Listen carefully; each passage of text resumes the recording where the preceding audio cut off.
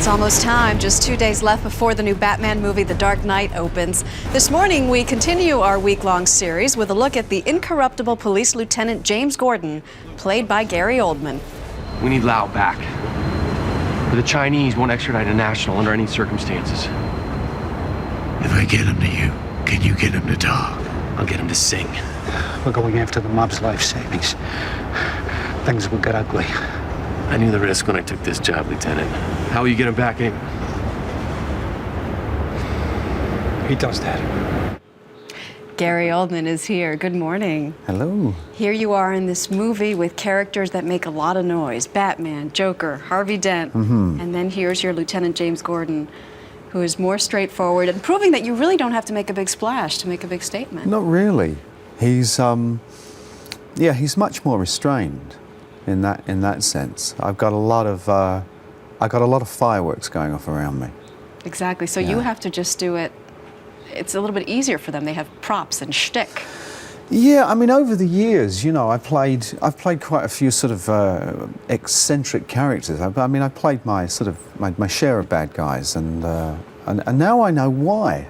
Because they're so flamboyant, and I'm enjoying playing the good guy, but it's sometimes harder to play the good guy. Your character is so key to this movie. Key to how things unfold. He's really the foundation of the building. You know, he's the cornerstone of it. He's morality and his integrity. Because this movie presents that, and it really gets you to thinking: are we all, if pushed enough, if tested enough, evil in the end? And your character is the one who's certainly tested, but stays the course. Yeah.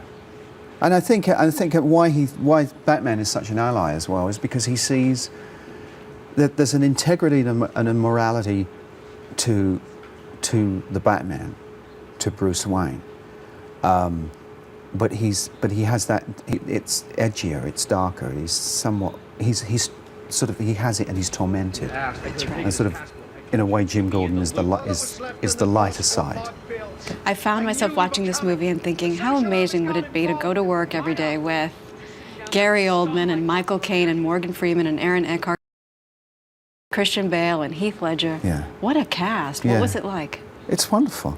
I mean, it's great. I mean, Chris Nolan, the director, I mean, he's assembled these amazing actors. It's great, and you know, I can think of worse people to hang out with, you know, for 12 hours a day. Let's talk about Heath Ledger's Joker.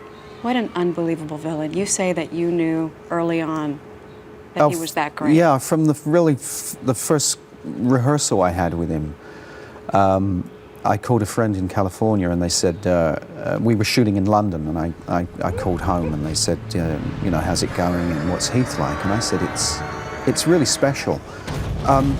I think the actors, you know, if they're lucky, they do sort of consistently good work, and I liken it to, it's like you're flying at sort of subsonic speed, and then occasionally an actor will go through the sound barrier.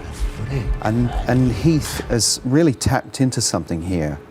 He's just tuned into a station we can't hear. Yeah. You know, it's very special work, and I know that there's a lot of hype about it, but it really lives up to it. I mean, it is an Oscar-worthy performance, and it would not surprise me if he doesn't get a posthumous Oscar I couldn't agree nomination. more. May even win it. Yeah. I know you had dinner with his family here in New York yesterday. How are they doing?